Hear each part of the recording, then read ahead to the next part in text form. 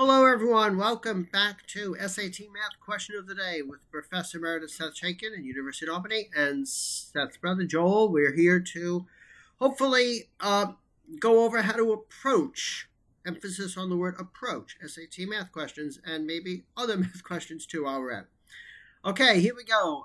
These are the last two questions on on the calculator side of a practice test that SAT has sent out. Okay, we're only doing 37 today. We'll do 38 tomorrow. The stock price of a share of a certain company is worth $360 today. Stock analysis believes the stock will lose 28% of its value each week. Whoa! For the next 3 weeks. The analysis uses that equation to model the value of the stock after 3 weeks. Well, that makes sense. What value should you use for R? That is a great question. Well,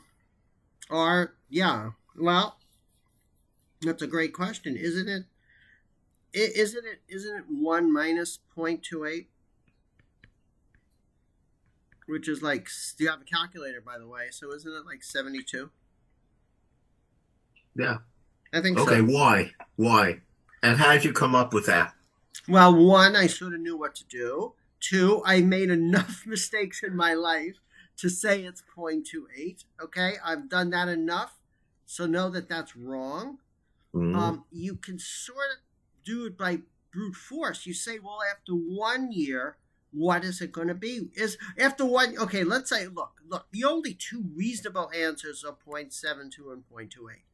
So then you try it out after 1 year. After 1 year, is it going to be a third of the value? Is it going to go from 360 to, let's say, 120 if you have 0.28, or is it going to go down by only this, by 0.72? You have a calculator, and you realize this is the reasonable answer. That's using the approach of I don't really know, but let me write down the different possible choices and let me check it out using an actual live intuitive example to figure out which one works. That's not a bad approach when you do a problem and you don't know what to do. If you do know what to do, you do it the way I did it, which you know what to do. You get the answer. But if you don't know what to do, you play with it a little bit.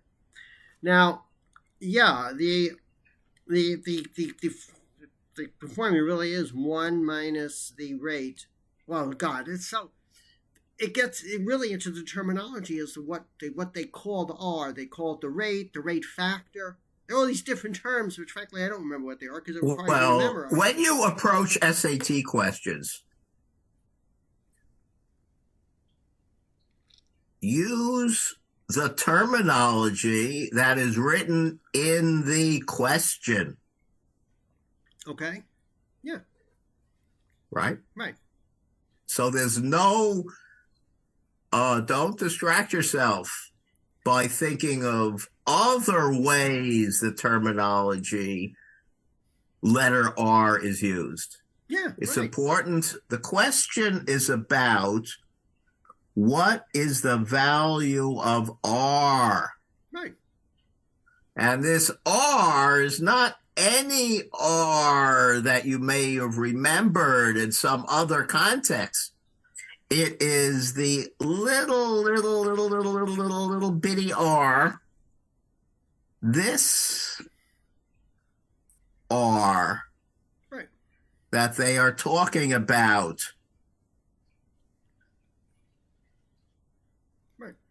So this business of 1 minus R, the R that you used in a 1 minus R, frankly, doesn't make any sense in terms of the R of this question. That's true. That's true. And the question is, find the R that is in the question that gives the mathematically accurate formula for the value of the stock after T weeks. Right. Right? Absolutely. And that value R, that R is what equals 1 minus 28 hundredths, which I think they ask you to simplify to write into the answer sheet as dot for the decimal point 27, dot for the decimal point 72, 72 100. Right. Now, admittedly, I did not do a good job explaining how I knew this, and I did not do a good job explaining how I got it. I just said, No, you did a good job at explaining how you yeah. how you figured it out. So why don't you give it a shot? How maybe you could explain it Okay, better. I would the answer to how I gave it a shot was, I got the answer exactly the same way you did. I knew what it was. Yeah, but that's not going to help some people. I know. So what are you going to say? So do you want an informative answer that will teach someone who didn't know? I think that's a reasonable request. Is that what you want? Do? Yes, I think. Don't you think? I think so. I think that. Yeah, you want to show someone, teach someone how to, teach someone how to get this knowledge, right? That now, we know. I mean, I gave this approach where you try both of them. This is a good approach, but you really don't know what's going on when you really are experimenting. And this okay, is good. But I don't know. I hope you have a better approach. I mean, I hope you have a better explanation. I don't know. You decide whether it's better, and audience, the people watching this on YouTube, you make your own choice about what you. Okay, go for it, but make it fast. Make it fast. Okay, here we go. Fast. So, yeah. So, the situation is each week the stock will lose 28% of its value. Okay. So the first week,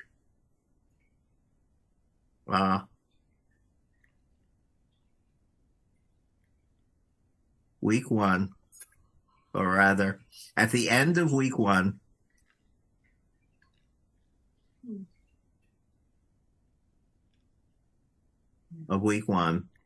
well, the original value at the beginning of the period is $360.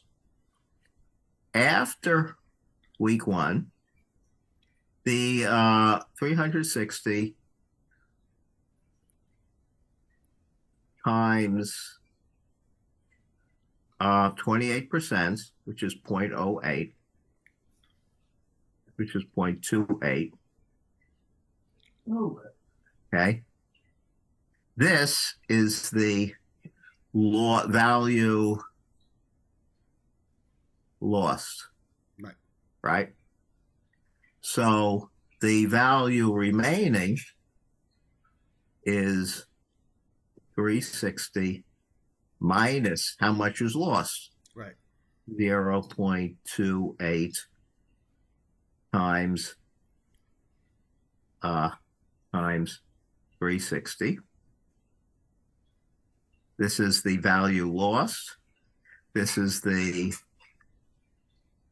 original value, how much lost.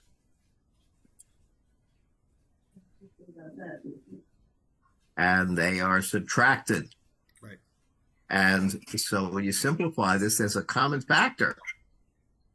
360. This how much is left. This is how much value is at the end of 1 week. Is 360 times 1 from here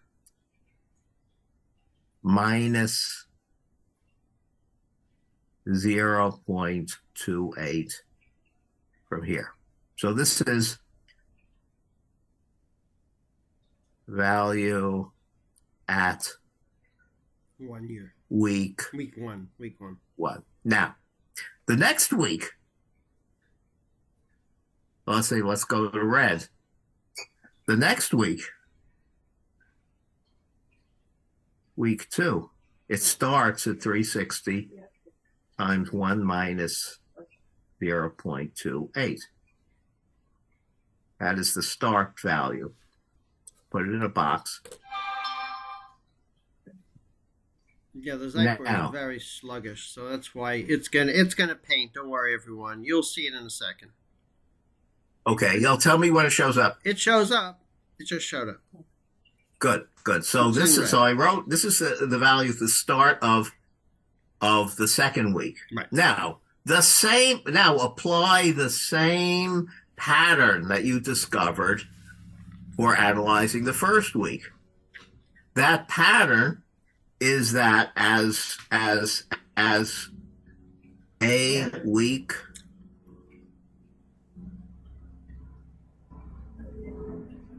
as a week progresses, right, the value goes to what it was before,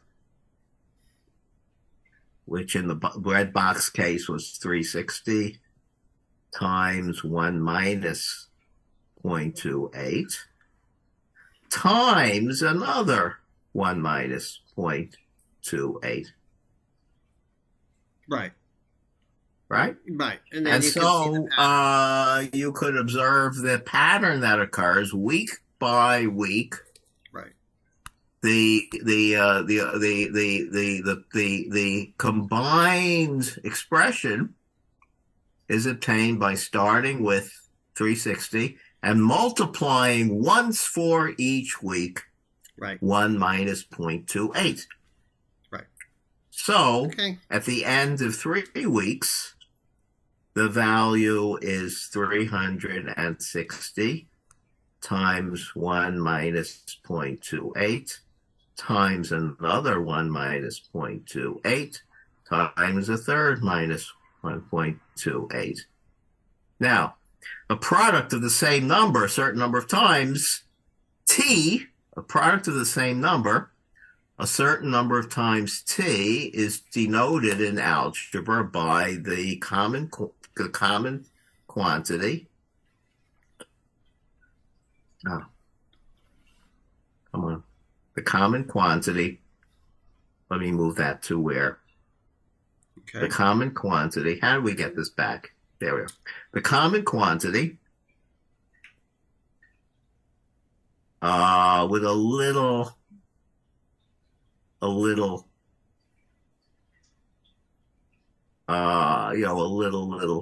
it's an number, a little number up there, which is called the exponent. Yep. In a power expression. Now, he asked for the formula for any number of weeks.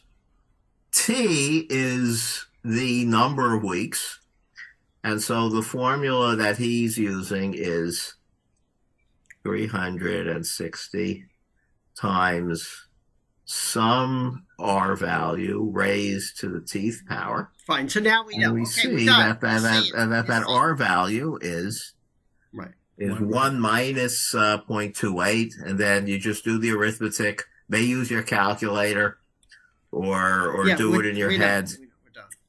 Get 0.72. Right. Okay.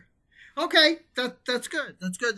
Now, as Seth started doing it, I realized that if anyone watched this video a day ago or 2 days ago, I mentioned the percent of the shopping formula, which if we go up to the Zeitboard, which is frozen, remember I mentioned, if anyone's been watching this as a series, there's this formula that really, really helps you when you are shopping or you have a discount or you're raising something to a certain percent.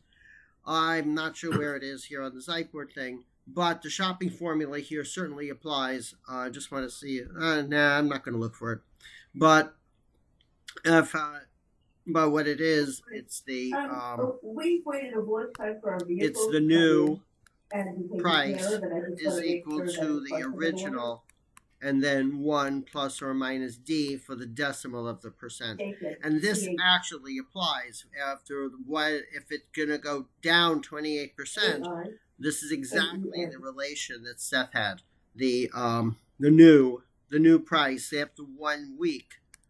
The new price is equal to the original. That's it. Times 1, and this is going down, so it's 1 minus d. So the new price after 1 week is 360 times 1 minus 0.28. Okay, and then you can see the pattern from there. So you don't necessarily have to do this whole derivation that Seth did. In fact, I would not go that approach. I would go into the SAT knowing what I call the shopping formula. Okay, I would absolutely go into the SAT doing that. Now, this, Seth, also, when we were talking, this whole thing about approach, one of the ways I like to approach problems, particularly on a standardized test, is to quickly decide what type of problem it is. If you're going to go through Khan Academy, which is a really great way to study for the test, you will see that there really only, there is a limited number of types of questions that you will find on this test. This is unlike pre-2016 when they could ask anything. But post-2016, the SAT limits it to maybe 60 topics, 60 possible questions. So it's very helpful when you study for the test, when you look at the test, quickly decide what type of problem it is, and then what will happen is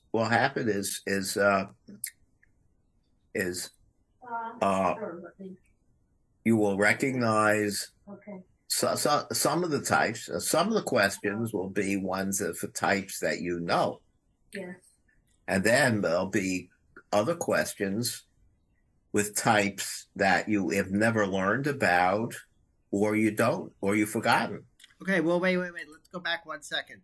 Once you figure out what type of question it is, then you should go to that drawer in your room, in your brain, and say, oh, it's that type of question. This is what I need to know. Now, in this case, the way to do it is to say quickly, oh, this is a percent question. And then immediately remember what the 3% equations are. The is over of relation, is over of, is P over 100. The dog formula, I call you have a nice little dog, and it's new, the percent change is new minus a ridge over a ridge. We did this yesterday. And then the shopping formula. You're virtually certain that a percent problem will use one of these three equations. And that's the way to approach these things. Learn how to do each type of problem. Yeah, well, in terms of what I have learned, I have learned that this kind of problem, I'm not talking about this kind of problem is solved by the general formula, original value 1 minus D, where D is the fraction it goes down in one period raised to the number of periods. Fine. But that's not the main point I'm trying to make. Okay, no, the main point is for me, when I read this problem and I found in my memory the drawer, and in that drawer is this formula. Okay, but that's not the main point I'm making. I think your suggestion is prepare yourself by loading a chest of drawers with the ways of solving each kind of problem. Yeah. When you read a problem, you identify which drawer it applies to, retrieve the contents of the drawer, and apply them. Exactly. That's exactly. So I did that for this problem, and my drawer for this problem has the formula below. Fine. Yeah. Everybody's draw is going to be different, and that's the right now when you're studying for the test.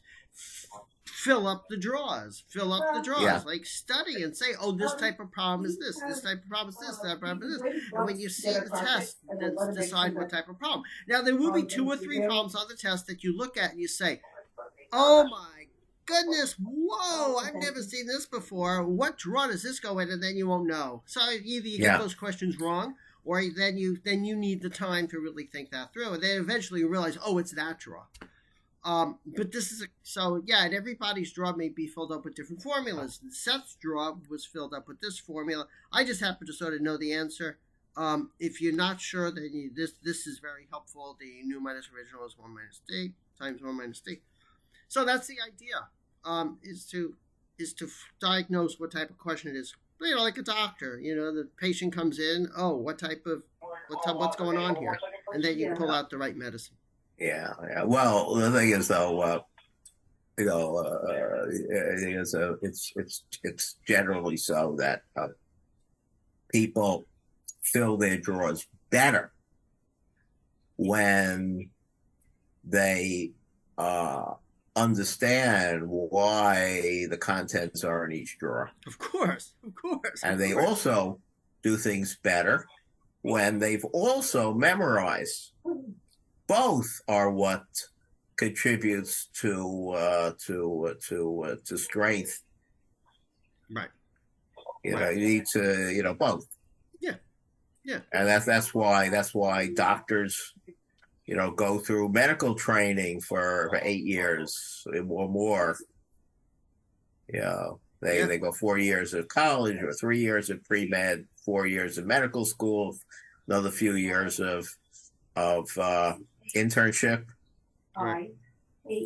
And it takes time. That's why you don't take the SAT when you're a freshman, right, in high school. Yeah. Okay, so I think we've done enough. Plus, we went over some basic approach on how to prepare for the SAT. And anything else? I think we're sort of done with this. And then tomorrow we're going to do number 38. Okay. Okay. Okay, everyone. Have a great day. Tomorrow's Thursday already.